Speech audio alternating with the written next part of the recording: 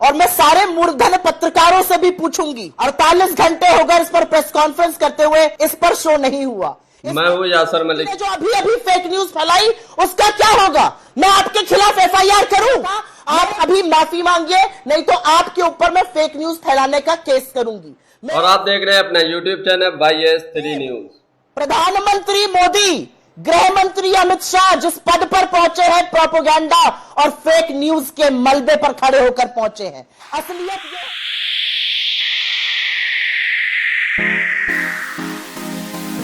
कांग्रेस की प्रवक्ता सुप्रिया श्रीनेत ने गोदी मीडिया एंकर अंजना ओम कश्यप की धज्जियां उड़ाई। मैनिपुलेटिव मीडिया के चलते हुए गोदी मीडिया एंकर अंजना ओम कश्यप को खरी खोटी सुनाई कांग्रेस प्रवक्ता ने। साथ ही में बीजेपी के प्रवक्ता भी सुप्रिया श्रीनेत पर झूठे इल्जाम लगाते रहे, जिसके बाद सुप्रिया श्रीनेत को गुस्सा आ जाता है और सुप्रिया श्रीनेत बीजेपी प्रवक्ता की भी धज्जियां उड़ा देती है। अमित शाह के फर्जी वीडियो से लेकर प्रधानमंत्री नरेंद्र मोदी के कांग्रेस के मैनिफेस्टो पर जो बयान दिए जा रहे हैं उसको लेकर सुप्रिया श्रीनेत ने गोदी मीडिया एंकर अंजना ओम कश्यप और साथ ही साथ बीजेपी प्रवक्ता दोनों की क्लास लगा दी। अंजना ओम कश्यप बिल्कुल खामोश हो गई, क्योंकि वो इस तरीके के काम करती हैं तो उन्हें सुनना ही पड़ता है। और साथ ही साथ बीजेपी के प्रवक्ता भी डिबेट में झूठ बोलते हैं, जिस पर सुप्रिया श्रीनेत उन पर केस करने की भी धमकी देती है। आप ये पूरी डिबेट जरूर देखिए। पर आते हैं, संजय गांधी से लेकर यहाँ का एक पूरा इतिहास रहा। सुप्रिया जी, इंदिरा जी के बेटे संजय गांधी, उसके बाद से राजीव गांधी का लड़ना, सोनिया जी का लड़ना, राहुल का लड़ना, और राहुल गांधी तो 2004 में 2 दिन पहले उन्होंने पर्चा भरा था। अब मैं चाहती हूँ कि इससे पहले कि कुछ भी हम लोगों को कहे, 2009 में उन्होंने आखिरी दिन पर्चा भरा था। क्या इस बार हम माने 7 दिन पहले उन्होंने 2014 में भरा था? क्या हम माने कि इस बार भी ऐसा कोई सरप्राइज हो सकता है? लेकिन ये हेजिटेशन क्यों है उनके कैंडिडेचर को अनाउंस करने? ऐसी तमाम सीट है जहां पर भारतीय जनता पार्टी ने अभी तक अपना कैंडिडेट नहीं घोषित किया है। उसमें से कैसरगंज है, बृजभूषण शरण सिंह वाली सीट। हेजिटेशन क्यों है? हेजिटेशन की बात नहीं है। राहुल गांधी जी वायनाड से सांसद है, वो दोबारा से वायनाड के उम्मीदवार बने, वहां पर वोटिंग खत्म हो गई है। पार्टी का आला कमान, हमारे अध्यक्ष को ये ऑथराइज किया गया है। जो CEC है और जो स्क्रीनिंग कमेटी यूपी की है वो डिसाइड करेंगे। जो अध्यक्ष डिसाइड करेंगे उसका पालन हम सब करेंगे। अगर राहुल जी को अध्यक्ष डिसाइड करते हैं लड़ाना तो वो उसका पालन करेंगे, अन्यथा कोई और लड़ेगा। यहां पर एक बात बड़ी पते की कही गई कि कोई पॉकेट बरोज नहीं होते हैं, कोई भी कहीं से भी चुनाव लड़ सकता है। मैं इसकी शुक्रगुजार हूं कि ये बात कही गई। राहुल गांधी के अंदर ये दमखम है कि वो विंध्याचल के ऊपर भी 3 बार 4 बार सांसद बन सकते हैं और विंध्याचल के नीचे भी जाकर इलेक्ट होकर आ सकते हैं। मैं दावे के साथ और सीना ठोक के पूछती हूं, नरेंद्र मोदी जी के अंदर ये संशय क्यों है? क्या कर्नाटका, केरल, तमिलनाडु, तेलंगाना, आंध्र प्रदेश, उड़ीसा की एक भी सीट से, महाराष्ट्र से मोदी जी चुनाव लड़ सकते हैं? क्या इतनी हिम्मत है मोदी जी की? एक ये सवाल मैं पूछना चाहती हूं। और सवाल एक जरूर पूछना चाहती हूं, इधर उधर रट कर आ जाने से ना अमेठी के विकास की पिक्चर बदल जाएगी, ना स्मृति ईरानी का ट्रैक रिकॉर्ड बदल जाएगा। कल इन्हीं के सांसद, दलित सांसद जो अमेठी से विधायक हैं, उन्होंने कहा हिस्ट्री शीटर्स के साथ अंदर गई हैं, हमें अंदर नहीं ले गई। ये बात इन्हीं के विधायक कह रहे हैं, ये हमारे मुंह से तो आई नहीं है। छोड़िए इन बातों को। आपकी जानकारी के लिए मैं बिल्कुल बता दूं, आपके यहां से लिखित आया था कि अमित शाह के फेक न्यूज वाले बयान पर शो है। मैंने कर्नाटका में इसीलिए स्वीकृति दी शो करने की, क्योंकि कुछ बखिया उधेड़ दी बीजेपी की जरूरी है। मैं एक चीज आज जरूर डिस्कस करना चाहती हूं और हम इस पर बिल्कुल शो करेंगे। आप इस पर कर रही है, मैं इस पर बिल्कुल शो करने को तैयार हूं।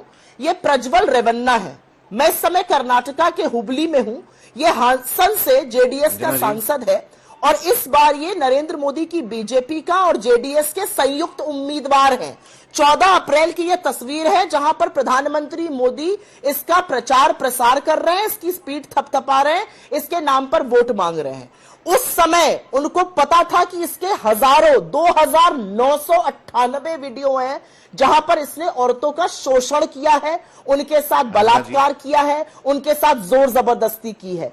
उनको पता था, अमित शाह को पता था, नड्डा जी को पता था। उसके बाद भी इस व्यक्ति को उम्मीदवार बनाया गया। और अंतिम बात कहकर अपनी बात जरूर खत्म करती हूं। यह व्यक्ति देश छोड़कर भाग जाता है जब SIT का गठन होता है।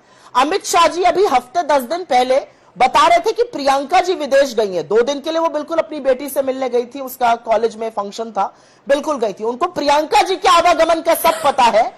ये राक्षस और दरिंदा देश छोड़कर चला जाता है, प्रधानमंत्री सब जानते बूझते हुए इसको अपना साझा उम्मीदवार बनाते हैं और अमित शाह चुप रहते हैं।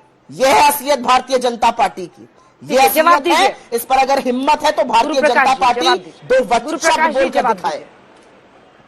अंजना जी मैं विषयांतर नहीं होना चाहता था, लेकिन अब चूंकि विषय आ गया है तो बोलना मेरी मजबूरी है। अंजना जी, ये लाल सिंह जी हैं। ये वही व्यक्ति हैं जो 8 साल की बच्ची के साथ दुष्कर्म होता उस व्यक्ति के साथ खड़े थे। प्रियंका गांधी जी इनके साथ खड़ी हैं, कांग्रेस पार्टी के उम्मीदवार हैं। मेवाराम जी कांग्रेस पार्टी के मंत्री, उनका वीडियो आया था। शांतिलाल धारीवाल कांग्रेस पार्टी के वरिष्ठ मंत्री। राजस्थान मर्दों का प्रदेश है। अंजना जी मैं पुनः बोलना चाहता हूं, हमारी माताओं और बहनों की अस्मिता और उनकी इज्जत ये वॉट अबाउटरी का विषय नहीं हो सकता है। रेवन्ना के विषय में मैं कह सकता हूं कि वो जहां कहीं भी हो उसके ऊपर कड़ी से कड़ी कार्रवाई होनी चाहिए, लेकिन मैं सुप्रिया जी को चुनौती देता हूं कि क्या कांग्रेस पार्टी की आधिकारिक प्रवक्ता होने के नाते वो कहेंगी कि लाल सिंह जी जो उम्मीदवार हैं उन पर कार्रवाई होनी चाहिए? क्या वो कहेंगी? नहीं कहेंगी, क्योंकि सुप्रिया जी वही हैं जिनके अकाउंट से गलती से ट्वीट हो जाता है कंगना रनावत के बारे में, जो मंडी से हमारी उम्मीदवार है, एक सेल्फ मेड महिला है, उनके बारे में गलती से ट्वीट हो जाता है, अकाउंट हैक हो जाता है। जिनकी मानसिकता हैक हो रखी है अंजना जी, उनके विषय में हम क्या बोले? दलित समाज से आने वाली कांग्रेस पार्टी की एमएलए इमरती देवी के बारे में क्या बोला था आपके वरिष्ठ नेता ने? आइटम गर्ल बोला था, टेंचमाल बोला था। अंजना जी हम पुनः बोलना चाहते हैं, आप इस वक्त बिहार में हैं, आप माता जानकी की भूमि में हैं, और माता जानकी की भूमि में माता बहनों की अस्मिता को वोट अबाउटरी का विषय बनाना बंद करिए। संदेश खाली पे वो आपसे पूछ रहे हैं सुप्रिया जी कि यहाँ पर तो बोल रहे हैं, वहां पर संदेश खाली पर क्यों चुप रह गए? तब ऐसी फोटो निकालकर सुप्रिया जी ने क्यों नहीं दिखाई?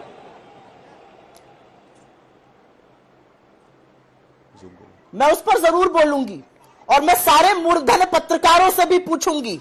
48 घंटे हो गए इस पर प्रेस कॉन्फ्रेंस करते हुए, इस पर शो नहीं हुआ, इस पर बहस नहीं हुई। इस दरिंदे, इस राक्षस को संरक्षण देने पे, उम्मीदवार बनाने पे, मंच साझा करने पर, प्रोत्साहन देने पे कोई ट्वीट, कोई बहस नहीं आई। लेकिन यहां पर एक बात कही गई, बीच में मत बोलिए नहीं तो मैं आपको अगली बार बोलने नहीं दूंगी। आपने अपने टर्न में बोला, अब मुझे बोलने दीजिए। शांत रहिए, बात सुनिए, बात सुननी भी जरूरी है, थोड़ा सुनना सीखिए इस देश में। मैं यहां पर एक बात बोलना चाहती हूं। आज अमित शाह ने अपनी एक प्रेस कॉन्फ्रेंस में कहा कि उनका फेक वीडियो चल रहा है। अमित शाह की बात अगर सही है तो बिल्कुल कार्रवाई होनी चाहिए, लेकिन मैं पूछना चाहती हूं, इस व्यक्ति ने जो अभी अभी फेक न्यूज फैलाई उसका क्या होगा? मैं आपके खिलाफ एफआईआर करूं?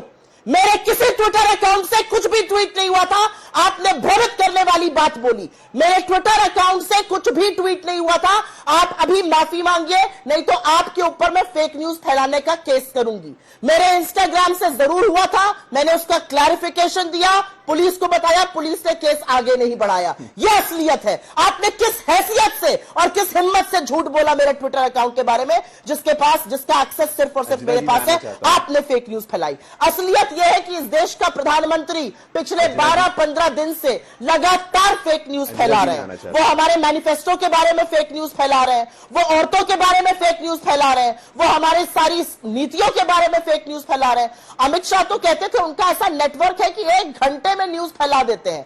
अमित शाह की पार्टी के जो आईटी सेल के अध्यक्ष है, जो एक्चुअली सबसे बड़ी दुनिया का प्रोपेगेंडा और फेक न्यूज फैक्ट्री चलाते हैं, उनको ट्विटर ने, उनको फेसबुक ने तमामों बार मैनिपुलेटेड मीडिया चलाने के लिए पकड़ा है। इंडिया में जब मैनिपुलेटेड मीडिया आया, पहला उन्होंने चलाया। असलियत यह है कि आपका आर्म है लल्लन टॉप, और लल्लन टॉप ने प्रधानमंत्री के गलत बयान का फैक्ट चेक किया कि मनमोहन सिंह जी ने कभी नहीं कहा था कि माइनॉरिटीज का हक है। असलियत यह है कि हफ्ते भर पहले सारे भाजपा के नेताओं ने राहुल गांधी जी का कटा छटा बयान चलाया, जिसमें वो दलित, आदिवासी, ओबीसी और ईडब्ल्यूएस की बात करते हैं, उसको उड़ा दिया गया। असलियत यह है कि आपकी फेक न्यूज फैक्ट्री और प्रोपेगेंडा सेल ने लाखों करोड़ों रुपए खर्चा किए उनकी रेप्यूटेशन को खत्म करने के लिए, लेकिन साच को जवाब इसका दे दीजिए।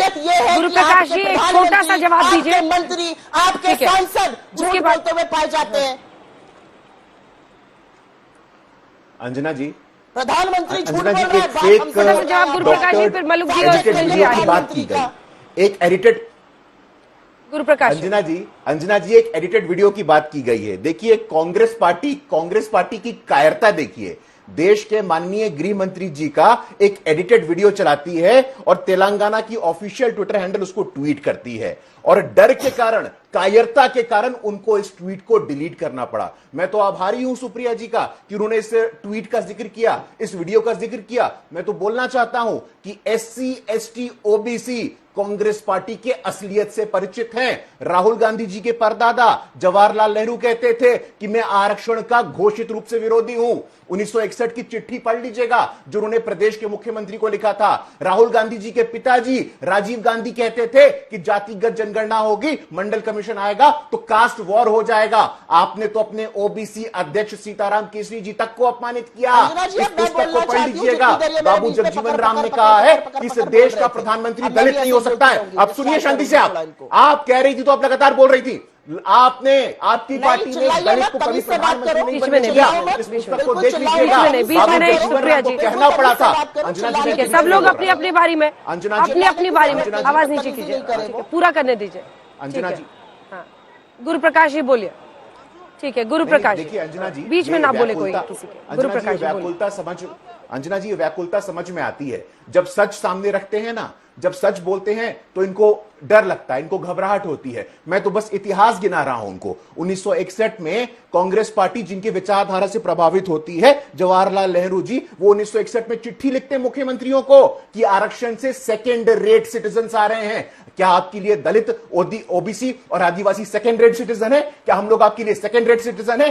और आप मुझे बताइए कि हमारे बीजेपी या RSK से किसी ऐसे नेता ने कहा हो कि आरक्षण समाप्त होना चाहिए? भ्रम फैलाना बंद करिए, भ्रामक वीडियो फैलाना बंद करिए। आप लोग देश का SC ST OBC आपको पहचान चुका है। देश के इतिहास में पहली बार संविधान के सर्वोच्च स्थान पे आदिवासी की बेटी बैठी थी। आपके नेता अधीर रंजन तेलंगाना के कांग्रेस हैंडल से गृह मंत्री के फेक वीडियो को ट्वीट करने का आरोप, इस पर जवाब लेते हैं मिस्टर पासवान। एक सेकेंड सुप्रिया जी, तेलंगाना कांग्रेस के हैंडल से फर्जी फेक वीडियो ट्वीट होने का आरोप को लगा रहे हैं और फिर बाद में उसे डिलीट किया गया है। सुप्रिया जी, क्या वाकई फेक वीडियोस पर उनको प्रमोट कर रही है कांग्रेस पार्टी? गंभीर आरोप। अंजना जी, सूप तो सूप, बोले छलनी जिसमें 72 छेद। प्रधानमंत्री मोदी, गृह मंत्री अमित शाह जिस पद पर पहुंचे हैं, प्रोपेगेंडा और फेक न्यूज के मलबे पर खड़े होकर पहुंचे हैं। असलियत यह है कि भाजपा दुनिया की सबसे बड़ी फेक न्यूज फैक्ट्री चलाती है। असलियत यह है कि प्रधानमंत्री लगातार झूठ बोलते हैं। आज भी हमारे मैनिफेस्टो पर 15 दिन से झूठ बोल रहे हैं। असलियत यह है कि बीजेपी के नेता और सांसद पकड़े जाते हैं झूठ बोलते हुए, चाहे वो कन्हैया लाल का झूठ हो, चाहे वो राहुल गांधी के बारे में झूठ हो, चाहे उनकी आरती करने के बारे में झूठ हो, चाहे उनके सिग्नेचर का झूठ हो, बार बार पकड़े जाते हैं ये दुष्कर्मी। असलियत यह है आलू सोना प्रधानमंत्री बोलते हैं, ये राहुल जी के ऊपर चेपते हैं। असलियत यह है इनके नेता राहुल जी का बयान काट छाट कर चलाते हैं। मैं आपसे पूछती हूं, एक चीज वायरल हुई, हमारे एक हैंडल ने उसको चलाया, उस हैंडल ने बिल्कुल परिपक्वता दिखाते हुए उसको हटा दिया। लेकिन मैं पूछना चाहती हूं, और 4.5 मिनट बोले, मैं पूछना चाहती हूं, आरक्षण पर आपकी बहस करने की बिल्कुल यहां पर कोई गुंजाइश है? मोहन भागवत 2015 में कहते हैं, ऑर्गेनाइजर और ऑब्जर्वर दोनों में कहते हैं, पंचजन्य में, कि भैया आरक्षण खत्म हो जाना चाहिए, एक अराजनीतिक दल मीटिंग होनी चाहिए, एक कमेटी बननी चाहिए, आरक्षण खत्म हो जाना चाहिए। मनमोहन वैद्य 2017 में RSS के बीच में मत बोलिए, 2017 में मनमोहन वैद्य, इनका भी आवाज कम करिए। अंजना जी, इनकी आवाज नीचे करिए। अंजना जी, इनकी आवाज नीचे करिए, जैसे आपने मेरी करने की बोला था। अंजना जी, इनकी आवाज नीचे करिए। अंजना जी, आपसे जवाब ले लूंगी। इनकी आवाज नीचे। मैं तो बोल रही थी, मुझे अपनी बात पूरी कर लेने दीजिए। मैं जब बीच में बोली, आपने कहा आवाज इनकी नीचे करो, इनकी आवाज नीचे करिए। ये बिल्कुल मेरे बीच में ना बोले, क्यों ये कूद पड़ रहा है बीच में? सच सुना नहीं जा रहा है। 2015 में मोहन भागवत ने आरक्षण खत्म करने की मांग करी। उन्होंने 2015 में कहा कि अराजनीतिक कमेटी बननी चाहिए, आरक्षण खत्म होना चाहिए। मनमोहन वैद्य ने RSS के 2017 में कहा आरक्षण का विरोध करता हूं, आरक्षण खत्म होना चाहिए। गोलवलकर ने विधान दंड में कहा आरक्षण नहीं होना चाहिए। जयदेव डोले जो लेखक है, उन्होंने कहा आरक्षण नहीं होना चाहिए। ये डंके की चोट पर बता दें, अनंत कुमार हेगड़े से लेकर ज्योति मिर्धा और लल्लू सिंह ने संविधान बदलने की बात नहीं की है। क्या उन्होंने नहीं कहा कि संविधान बदलना चाहिए? क्या यह सच नहीं है कि 2 चरण के मतदान के बाद बीजेपी के पैरों के तले जमीन खिसक गई है, क्योंकि संविधान बदलने के नाम पर लोग बिदक गए और ऐसे लोगों को दोबारा से लाना नहीं चाहते हैं? क्या यह सच नहीं है कि बीजेपी लगातार जातिगत जनगणना का गिनती करने का विरोध कर रही है? हाँ या ना में जवाब दे। क्या प्रधानमंत्री इसके खिलाफ है या इसके फेवर में है? इस बात को कहने की हैसियत और हिम्मत है बीजेपी की? क्या इस देश में जातिगत जनगणना होनी चाहिए या नहीं होनी चाहिए? हाँ या ना में जवाब देने की हिम्मत है आपकी? इधर उधर की बात करते हैं आकर, जातिगत जनगणना पर मुंह छुपाने लगेंगे, बगले झांकने लगेंगे और हमारे लिए दुष्प्रचार फैलाते हैं। कहते हैं कांग्रेस ये कर देगी, कांग्रेस वो कर देगी। अच्छी बात ये है जवाब कि दीजिए। आप मान रहे हैं कि हमारी सरकार आने वाली है और यही देश भी जान रहा है। अरे पर फर्जी वीडियो, अरे फर्जी वीडियो तो पोस्ट किया ही ना तेलंगाना कांग्रेस ने। सुप्रिया जी ये तो एक सच्चाई है ना, ये तो एक सच्चाई है ना सुप्रिया जी। अरे तो फर्जी वीडियो तो, अरे भैया अंजना जी मेरी बात तो सुनिए। अंजना जी बिल्कुल सही आप कह रही हैं। फर्जी वीडियो गलती से पोस्ट हुआ, उनको लगा वायरल पोस्ट है, तुरंत डिलीट किया जैसे ही पता चला। इनके लोग तो फर्जी वीडियो आज तक नहीं हटाते हैं। आपके टीवी चैनल में आपके 2 एंकर ने फैक्ट चेक कर दिया नरेंद्र मोदी का, उसके बाद गुरु प्रकाश जी अब जवाब दीजिए। क्या कहिएगा आप? आपके लल्लन टॉप ने फैक्ट चेक किया नरेंद्र मोदी का, क्यों झूठ बोल रहे हैं? गुरु प्रकाश जी जवाब दीजिए। चेक कर रहा है, वो नाराज हो रहे हैं, यहाँ पर आकर आप हमसे सवाल पूछ रही है। ये असली बात है। लल्लन टॉप से लेकर श्वेता सिंह और सुधीर चौधरी सबने फैक्ट चेक कर दिया नरेंद्र मोदी गुरु का। प्रकाश अंजना जी ऐसे नहीं। वीडियो अच्छी लगती हो तो इसको लाइक करें। पूरी डिबेट अभी और आगे देखिए। सुप्रिया श्रीनेत अभी आगे और धज्जियां उड़ाने वाली अंजना ओम कश्यप और बीजेपी के प्रवक्ता की वीडियो आपको कैसी लगी? आप अपनी राय कमेंट बॉक्स में जरूर देकर जाइए। मुझे सुनेंगी, मैं चुनौती देता हूं आपको। आप मुझे एक भी तथ्य मोहन भागवत जी का, मनमोहन वैद्य जी का यहां पे दिखाइए जब उन्होंने कहा हो कि आरक्षण समाप्त होना चाहिए। आप नहीं दे पाइएगा। कांग्रेस पार्टी का चाल, चेहरा और चरित्र दलित विरोधी है। आप कर्नाटक की बात कर रही थी, कर्नाटक में आपकी सरकार है, 3 महीने में आपने क्यों कार्रवाई क्यों नहीं की? आप बताइए, मैं पूछना चाहता हूं आपसे, रेवन्ना पे आपने कार्रवाई क्यों नहीं की? यहां मुंह बंद हो जाएगा आपका। अंजना जी मैं शांत था, अंजना जी को शांत करिए, ऐसे नहीं होता है। मैं शुद्ध रूप से बताता हूं, आप कास्ट सेंसस की बात करते हैं, Rahul Gandhi ji SC ST OBC करते हैं, Rahul Gandhi ji SC ST OBC करते हैं, Rahul Gandhi ji SC ST OBC करते हैं। उत्तर प्रदेश में इनके अध्यक्ष कौन है? SC ST OBC है क्या? बिहार में इनके अध्यक्ष कौन है? SC ST OBC है क्या? मैं पूछना चाहता हूं आपसे, जब OBC समाज से आने वाले सीताराम केसरी का धोती खींचा जाता है, बाबू जगजीवन राम को बोलना पड़ता है कि एक दलित इस देश में प्रधानमंत्री नहीं बन सकता है। आप दलित, OBC और आदिवासी, देश के इतिहास में पहली बार संविधान के सर्वोच्च स्थान पे आदिवासी की बेटी बैठी थी। आपके नेता अधीर रंजन चौधरी ने अपमानित किया और बोला राष्ट्रपति। आदिवासी की बेटी को राष्ट्रपति बोलते हो आप? आपकी सरकार थी। अब रहा नहीं जा रहा है आपसे, व्याकुल मत होइए, अपने संस्कारों का परिचय मत दीजिए। उड़ान अकेडमी लाए, असलियत है सबसे बड़ा आई हॉस्पिटल उत्तर प्रदेश का अमेठी में लाए, भेल लाए, सेल लाए, रेल नीर लाए। ये क्या लाई? ये लाई झूठ का पुलंदा और सिर्फ ड्रामा करने की आदतें। स्मृति ईरानी जी से मेरा एक सवाल है, आप बिल्कुल अमेठी से सांसद हैं, आप अमेठी की उम्मीदवार हैं, अच्छी बात है। स्मृति ईरानी जी प्रज्वल रेवन्ना पर कब बोलेंगी? स्मृति ईरानी जी ब्रजभूषण सिंह पर कब बोलेंगी? स्मृति ईरानी महिला एथलीट्स के लिए कब बोलेंगी? ये भी मैं जानना चाहती हूं, क्योंकि भाई HRD मंत्री रही हैं, इस देश की महिला बाल विकास मंत्री रही हैं, थोड़ा बोल देना इन सब चीजों पर। आप बनकर आई हैं सांसद, तो सांसद बनकर गुरु प्रकाश जी की बारी है, उनको जवाब देने दीजिए। बहुत सारे प्रश्न उन्होंने उठाए, जवाब दीजिए। कब आएगा इनका बयान? गुरु प्रकाश।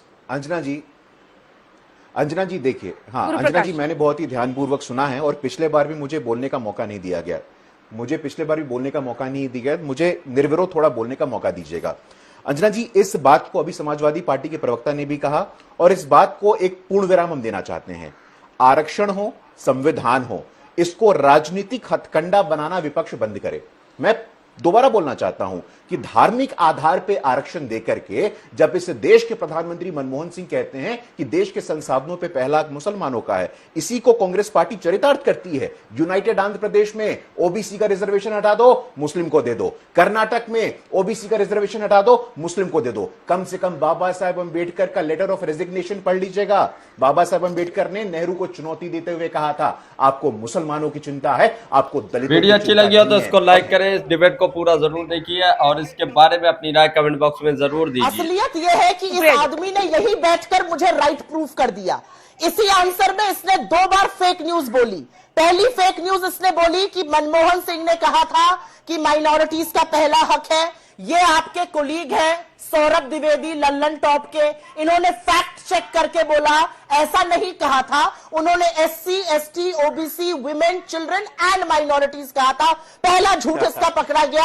यहां पर फेक न्यूज की फैक्ट्री का एक छोटा सा नुमाइंदा बैठा हुआ है। दूसरा झूठ इनका पकड़ा गया, इन्होंने बीच में मत बोलिए, इन्होंने मल्लिकार्जुन खड़गे जी के लिए झूठ बोला। इन्होंने झूठ बोला कि उन्होंने पानी के लिए पूछा। असलियत यह है जब जब स्टेज पर वो बैठते हैं राहुल जी। तो दोस्तों आपने ये पूरी डिबेट देखी। राहुल गांधी के अमेठी से लड़ने पर ये डिबेट चल रही थी। अब देश में मुद्दे और तो बचे नहीं है, राहुल गांधी कहां से लड़ेंगे कहां से नहीं लड़ेंगे, कौन क्या कर रहा है, ये डिबेटें चल रही है। बेरोजगारी, शिक्षा, महंगाई, गैस के दाम, पेट्रोल के दाम, इन चीजों को छोड़कर जो बेसिक मूल मुद्दे इनको छोड़कर अब मीडिया डिबेट करती है। धर्म के नाम पर मीडिया डिबेट करती है, लेकिन जो मूल मुद्दे हैं उन पर डिबेट नहीं होती है। इसी पर सुप्रिया श्रीनेत ने अंजना ओम कश्यप की धज्जियां उड़ा दी। अंजना ओम कश्यप बीजेपी प्रवक्ता दोनों जो है राहुल गांधी पर सवाल सुप्रिया श्रीनेत से पूछ रहे थे, और जो गृह मंत्री अमित शाह की एक वीडियो चली थी जिसको फर्जी बताया गया था और जिसको एडिट करके वायरल किया गया था, उस पर डिबेट चली। तो सुप्रिया श्रीनेत ने अंजना ओम कश्यप की भी धज्जियां उड़ाई, साथ ही साथ बीजेपी की प्रवक्ता की भी धज्जियां उड़ाई। और बीजेपी के प्रवक्ता ने जो बात कही ट्विटर पर, सुप्रिया श्रीनेत ने जो ट्वीट किया था उसको लेकर, तो सुप्रिया श्रीनेत ने उसको पूरी तरीके से खारिज किया कि मैंने ऐसा ट्विटर से कोई ट्वीट नहीं हुआ है, ये झूठी खबर फैला रहे हैं, मैं इसका केस करूंगी। तो आपको इस डिबेट देखकर कैसा लगा, अपनी राय कमेंट बॉक्स में जरूर देकर जाइए। अगर आप भी गोदी मीडिया का विरोध करते हैं तो हमारे चैनल YS3 न्यूज को अभी सब्सक्राइब करें। और आपको क्या लगता है कि राहुल गांधी अमेठी से लड़ेंगे या नहीं लड़ेंगे, या उनको लड़ना चाहिए, या कहां से लड़ना चाहिए, ये फैसला कौन करेगा? ये फैसला राहुल गांधी खुद करे या फिर मीडिया करे, आप या बीजेपी के प्रवक्ता करें या बीजेपी के नेता करें? आप इस पर भी अपनी राय जरूर देकर जाइए।